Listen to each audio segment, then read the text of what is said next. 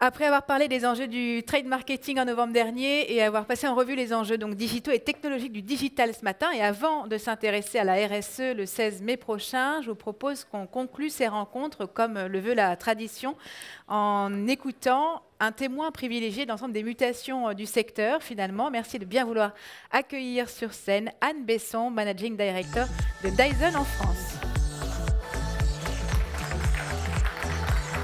Bonjour Anne. Bonjour. Merci d'être avec nous. Bonjour à tout le monde. Alors, Anne, la dernière fois, c'est Jean-Luc Chétrit qui était assis dans ce canapé, qui nous a aidé à tirer un peu un bilan des réflexions qui avaient été partagées. En gros, l'UDECAM a pensé ces rencontres autour de trois thèmes qui sont la pertinence, on en a beaucoup parlé ce matin et la dernière fois, la performance avec la notion d'efficacité et puis la responsabilité. Donc, moi, j'avais envie de vous proposer de passer un peu en revue ces trois thèmes, à vous de faire un peu la chronologie, si on veut peut-être rebondir sur ce que disait Laurent et sur le caractère absolument pas universel de la définition de l'efficacité. On peut peut-être commencer par la vôtre. Ouais, déjà, je vais partager un point de contexte. Moi, je viens ici, je suis ravie de pouvoir participer et de faire un point de conclusion, mais je ne viens pas en tant qu'experte marketing ou experte digitale. Alors, je l'ai été au cours de ma carrière. Donc, j'ai fait plus de 15 ans de marketing. J'ai travaillé chez Lego. J'étais à fond sur les plans de communication avec un très fort partenariat avec notre agence média.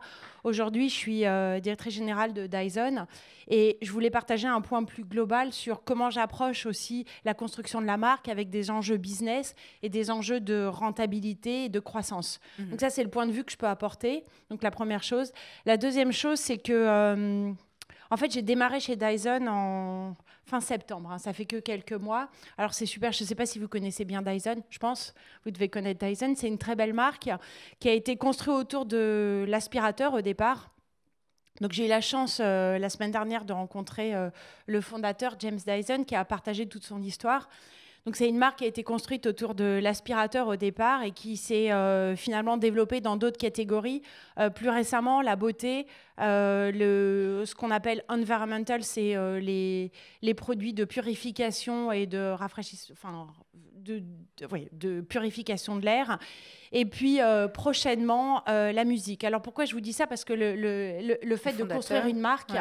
Non, le fait de construire une marque, effectivement, ça fait partie des enjeux qu'on a. Et en même temps, en travaillant chez Dyson, eh ben, on s'aperçoit que tous les jours, on doit parler de performance. On doit parler de performance business, on doit parler de la performance de nos investissements. Potentiellement, on peut être challengé aussi par une organisation globale et régionale sur est-ce qu'on investit bien, qu'est-ce qu'on va aller rapporter sur chaque point d'investissement, sans rentrer dans le détail des plans, parce qu'à la fin, il y a des experts pour ça. J'ai une très bonne équipe, à la fois en interne et une agence média qui est accompagnée, mais qui doit aussi comprendre les enjeux qu'on peut avoir au quotidien dans le business. Et voilà. Alors, la rencontre avec le fondateur de Dyson, comment est-ce qu'elle résonne avec les enjeux qui sont les vôtres aujourd'hui dans la construction d'une marque ?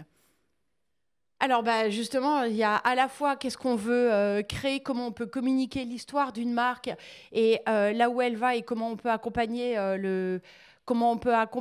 l'avenir de la marque dans d'autres catégories en respectant la qualité, l'image, tout en cherchant la notion de performance.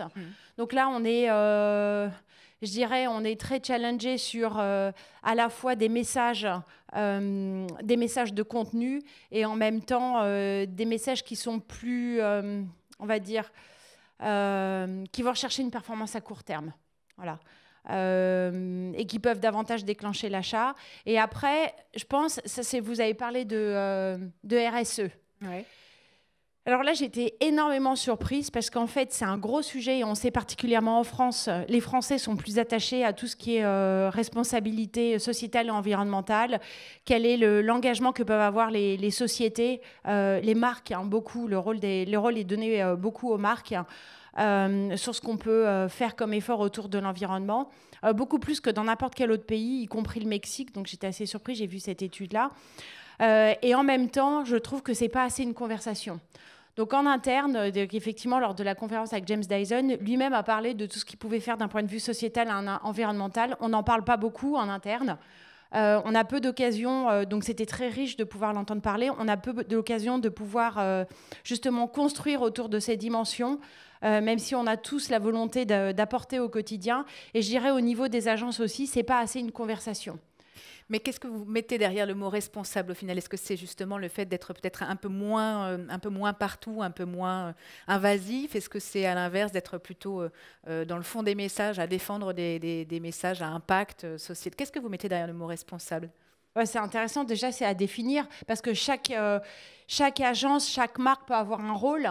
Ce qui est important, c'est de définir là où on veut aller, qu'est-ce qui est important, comment on peut contribuer, et ensuite tous les efforts qu'on peut faire au quotidien, sans avoir honte de ce qu'on peut faire. On parle de greenwashing, mais ça ne veut pas dire greenwashing qu'on ne peut pas en parler. Faire des efforts, c'est au quotidien déjà trouver une voie d'amélioration, comme par exemple, je vais m'arranger pour moins consommer, je vais pouvoir accompagner des enfants dans leur éducation. Par exemple, James Dyson a créé des universités pour former des jeunes ingénieurs de tous les milieux. Bon, bah, pour moi, ça, c'est déjà un effort. Il y a des prix sur l'ingénierie, sur le développement qui sont accordés avec un thème sur comment améliorer d'un point de vue environnemental notre monde par l'innovation. Donc voilà, c'est une façon de s'engager. Ça ne veut pas dire qu'après, les produits doivent être fabriqués juste à côté avec un processus de transport qui est plus court. Enfin, oui. Et sur l'environnemental, justement, est-ce que, par exemple, le bilan carbone, puisqu'on en parlait ce matin de vos campagnes, est un sujet qui vous occupe beaucoup? En fait, c'est pas assez ce que je dis, c'est pas assez une conversation. Ça pourrait l'être. Et moi, ce que j'aimerais savoir, c'est ce que font chaque entreprise et du coup les agences, comment les agences peuvent nous accompagner, peuvent accompagner le monde sur justement un monde plus engagé. Que ça soit l'empreinte carbone, que ça soit l'éducation sociétale. Tous ces sujets Si vous êtes libre le 16 mai, même endroit, même heure, 9h, 12h30, 3h30 de talk, voilà, l'annonce est faite. Donc ayons cette conversation ensemble. Le monde n'est pas parfait, mais améliorons-le. Parmi les autres sujets qui sont au cœur de ces rencontres, il y a en effet ces sujets de la mesure. En la matière, quelle est votre obsession? Le ROI. Donc c'est vrai que souvent quand on parle de campagne et d'investissement, c'est qu'est-ce que la campagne va pouvoir générer, donc c'est pouvoir mesurer. On a des indicateurs, mais le problème c'est qu'on a plusieurs indicateurs et qui ne sont pas tous homogènes ou comparables. On investit sur plusieurs leviers, donc c'est savoir de façon comparable sur quoi il vaut mieux investir. Et là je ne parle pas de la construction de la marque, bien entendu, mais de la performance. Et du coup, la construction de la marque arrive comment? Alors d'abord sur la performance. Moi, je pense que dans l'équation de la performance, il faut aller au-delà du média. Je pense qu'il faut rajouter dans l'équation toute la partie plus lieu d'achat, que ça soit online ou en magasin, parce que finalement, le consommateur va être exposé à ce message. Donc, par exemple, là, avec notre agence média, c'est ce que j'avais fait chez Lego aussi, on a mis en place un modèle économétrique de mesure de performance que je souhaite répliquer chez Dyson sur la mesure d'efficacité de tous nos points de contact et de toute action qu'on peut avoir, que ça soit en médias, VOL, Google, enfin ça peut être du search, de la télé, etc., mais y compris les investissements qu'on peut avoir chez un Darty, le matériel qui va valoriser la marque chez un Darty, chez un boulanger, comme nos magasins propres. Okay. Et donc ça doit faire partie de l'équation parce que chacun des points de contact a un rôle. Et une fois que vous avez mis en place ce système, on va faire des choix parce que le budget n'est pas illimité, donc on va faire des choix. Mais ça ne veut pas dire qu'on va dire qu'il n'y a qu'un seul levier qui compte. À la fin, les choix, c'est aussi le bon mix pour délivrer le bon message. Et comme le bon message, ce n'est pas le même message partout, mais ça va être le message au bon endroit, à la bonne audience, l'équation, elle sera multiple, quoi. À l'époque de Lego, vous aviez fait un arbitrage qui était intéressant. Vous aviez poussé des campagnes pour des produits qui étaient très haut de gamme, alors que ce n'était pas forcément évident dans la construction de la marque à l'époque. Vous en avez tiré un bilan qui était plutôt très positif. Comment est-ce que vous allez vous nourrir de ces réflexions chez Dyson? Justement, ce qui était intéressant chez Lego, c'est qu'en fait, on avait une stratégie pour recruter des enfants. Et on s'est rendu compte que c'est finalement... pas très... On ne peut pas dire ça, recruter des enfants. Oui, non, pardon, je suis désolée. Faire jouer des enfants, oui, je suis désolée. Et encore, bon. Oui. Et en fait, on s'est rendu compte que les adultes adoraient jouer avec des Lego. Et qu'en fait, il suffisait de leur parler pour que ça résonne. Et qu'on ne s'adressait pas à cette cible adulte.